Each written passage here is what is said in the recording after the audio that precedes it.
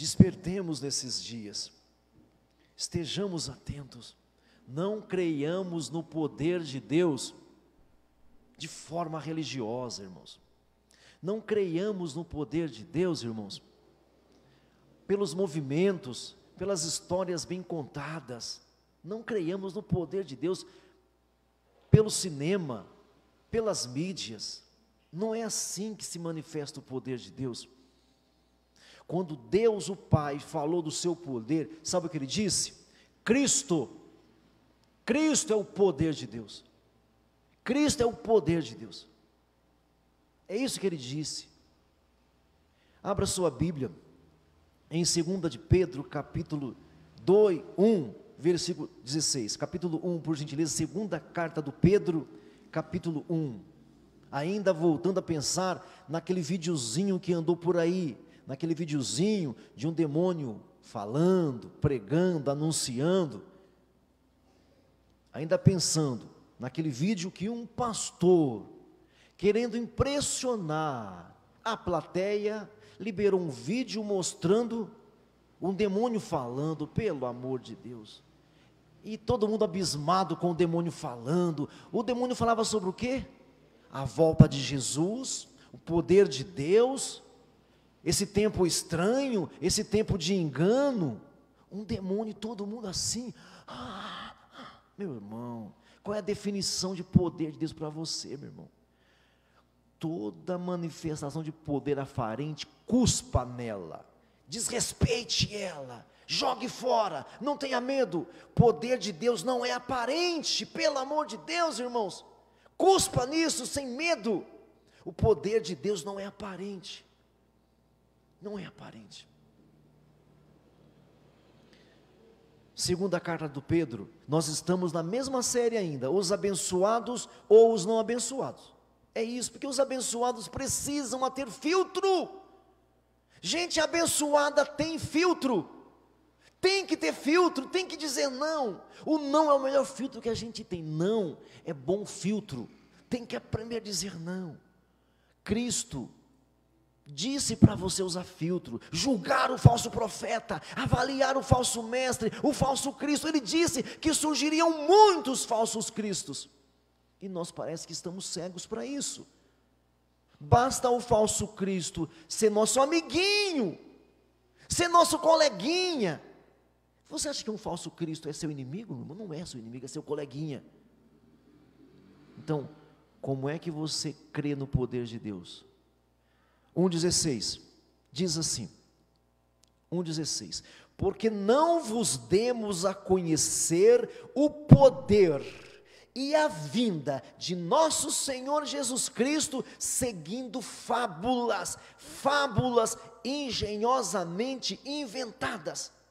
Não é assim que se crê no poder de Deus, seguindo fábulas, seguindo mitos, mitologia grega, mitologia egípcia, mitologia babilônica, mitologia romana, que está em moda nos cinemas hoje. Mas o misticismo, porque está entranhado em nós, essa mística está entranhada em nós, que os teólogos falam que é o vazio que o ser humano tem, a religiosidade, é um vazio que nós temos para preencher, só que esse vazio religioso só se preenche com uma peça, e vocês sabem qual é a peça. Mas nós somos assim, nós temos entranhados em nós essa mística, essa coisa do mistério, da coisa oculta, a gente tem em nós, meus irmãos, porque as pessoas creem no poder de Deus de forma mística, de forma misteriosa. Todos aceitam esse poder misterioso, não é só você, está em nós, entranhado em nós, esse vazio. Nós queremos o misterioso. Vai dar certo. Se os planetas ficarem alinhados, aí vai dar certo. Aí eu vou abrir o meu chakra, eu vou me concentrar, vou fazer yoga, aí vai. Quanta idiotice, quanta tapadice, quanta ignorância. Isso está em mim, está em você. Você. Quantos de nós aqui no passado, seja agora sincero, quantos de vocês adoravam ver o signo de vocês? Levanta a mão aí. Agora os mentirosos, levanta a mão, deixa para lá, vai. Todos nós gostávamos. Que signo é o seu? peixe não se dá bem com Sagitário, viu? Ó, se tem um Sagitário aqui, peixe aqui, fica tranquilo, meu irmão. Meus irmãos, que negócio é esse, meus irmãos? Quem disse que o nosso destino está escrito nas estrelas? Que se o sol estiver com ascendente, que se a estrela estiver com ascendente em Áries, eu me dou bem. Se estiver com ascendente em Capricórnio, eu me dou. Para com isso, pelo amor de Deus. Nós somos feitos à imagem e semelhança de Deus. O meu destino não está na estrela, nem no sol, nem nos astros. Eu sou maior que as estrelas, irmãos. Pelo amor de Deus. Como é que um ser humano, feito à imagem do Todo-Poderoso, tem o seu destino numa estrela, num astro, num planeta? Pelo amor de Deus, onde está a cabeça? Então como é que você crê no poder de Deus? Como é que você crê no poder de Deus, irmão?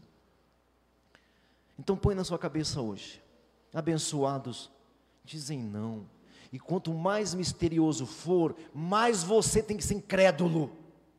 Se for muito misterioso, aí você fala assim, só pagando para ver. Não tem que ver, tem que ver. Se for muito mistério, irmão, tem que ver, tem que ver. Aí você pega e você fala assim, pastor, mas pastor, meu pastorzão, meu amigão, pastor, não quero ser chato, mas pastor, tem um caso na Bíblia, pastor. Lá na Bíblia teve um cara que fez um teste com Deus.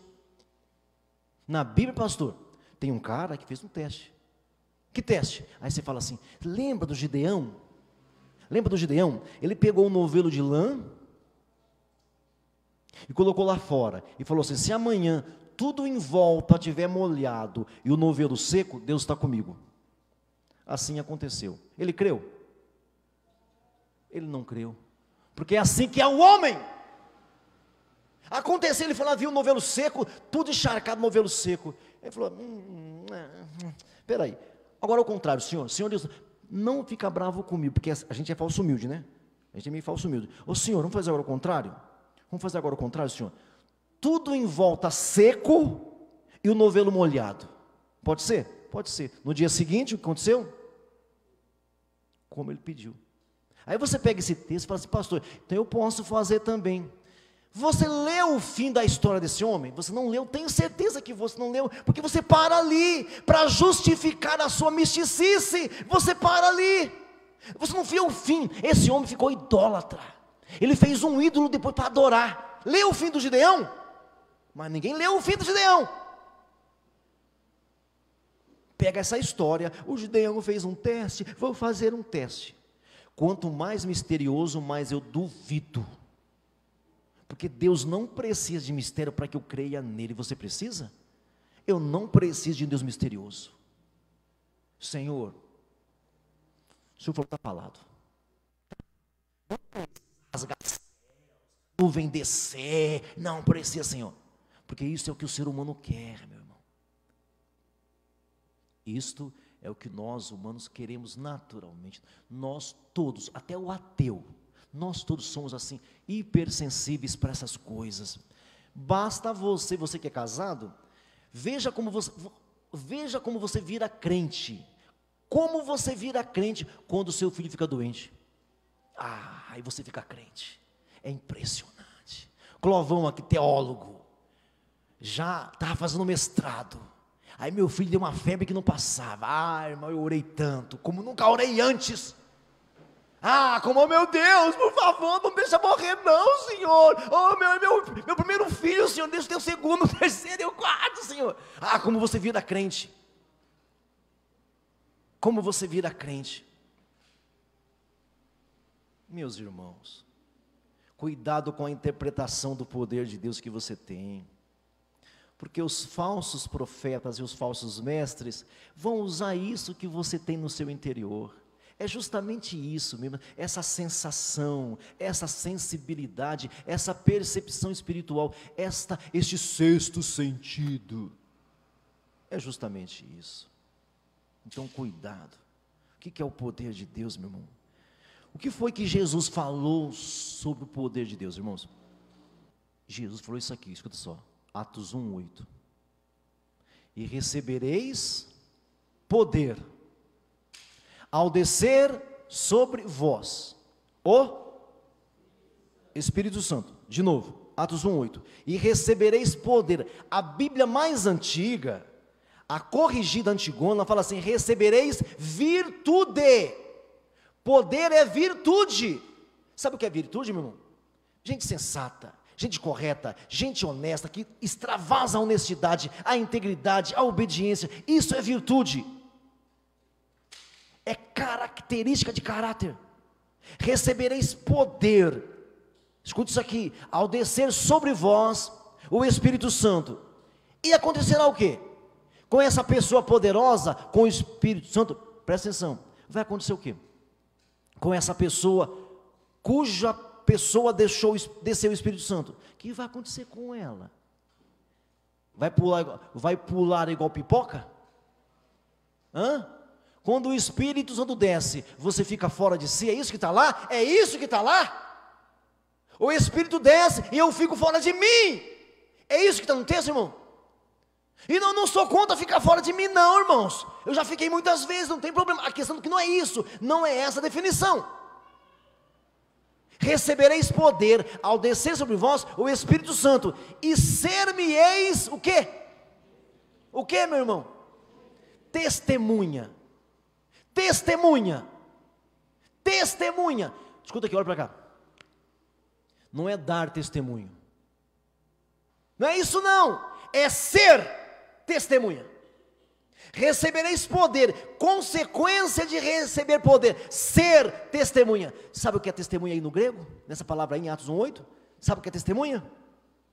Essa você não vai gostar, mas não estou nem aí. Sabe o que é ser testemunha? A palavra testemunha ali, sabe o que é? Mártire. Mártire. E sabe como é que eles foram mártires, irmãos? Comida de leões. É assim que é ser mártires. Eles eram comidos por leões. As ruas de Roma eram iluminadas pelos corpos de crentes. Eles eram emudecidos de piche, de óleo, pendurado num poste e tocado fogo. Eles iluminavam as ruas de Roma. Seres humanos cristãos, aquilo é ser mártire. Ser testemunha não é para você dar testemunho, não. É para você ser uma testemunha. Em vez de ficar falando, seja antes. Então o poder de Deus, meu irmão, primeiramente é ter virtude, é o seu caráter ir além, o seu caráter ir mais longe.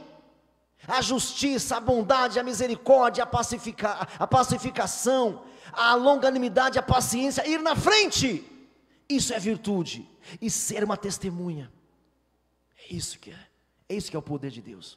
Não é historinha da carochinha, não é conversinha fiada. Então, eu não vos dei a conhecer, voltei para Pedro, porque não vos demos a conhecer o poder do nosso Senhor Jesus Cristo, seguindo fábulas, seguindo movimentos, seguindo insinuações, palestras bem bonitas.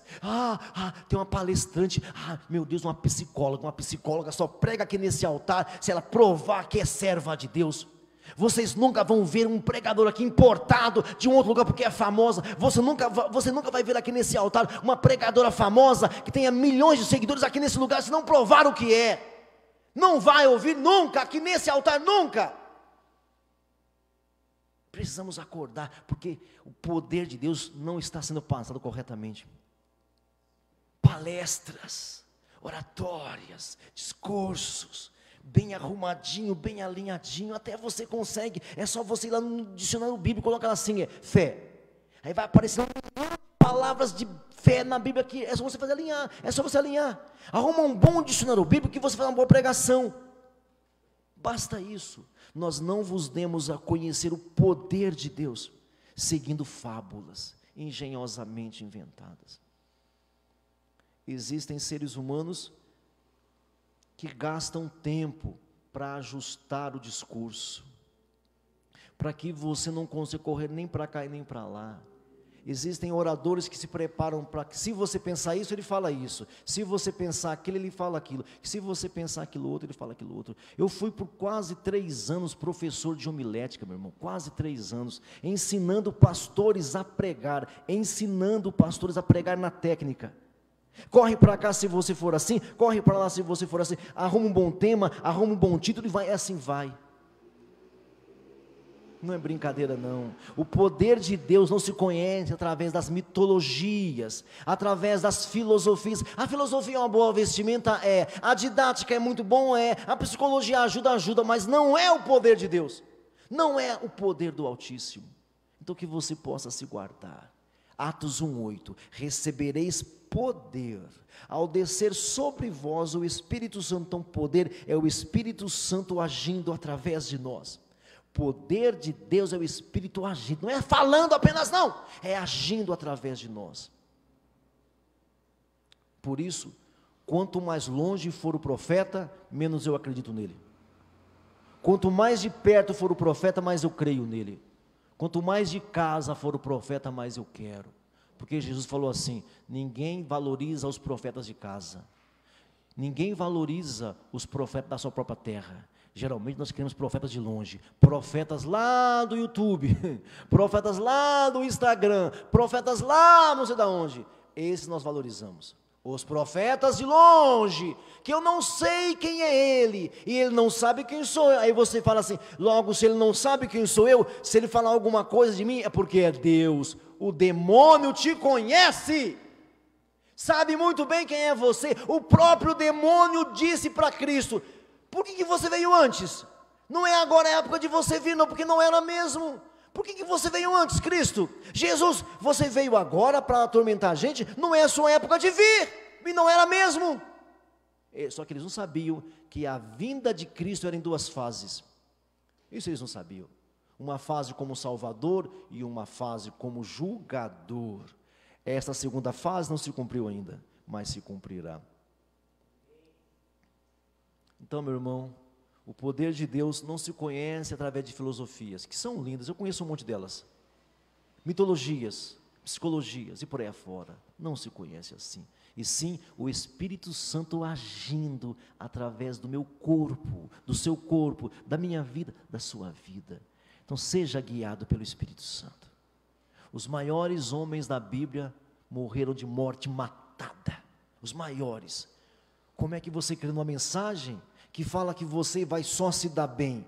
Se os maiores de Deus, os melhores de Cristo morreram de morte anormal, e nós agora vamos nos dar bem, em todos os sentidos? Que conversa é essa? Acorda para a vida, meu irmão, acorda para a vida. Aí aparecem os prometores de milagres, sei lá, e você fica todo tomado. Ah, meu irmão, acorda.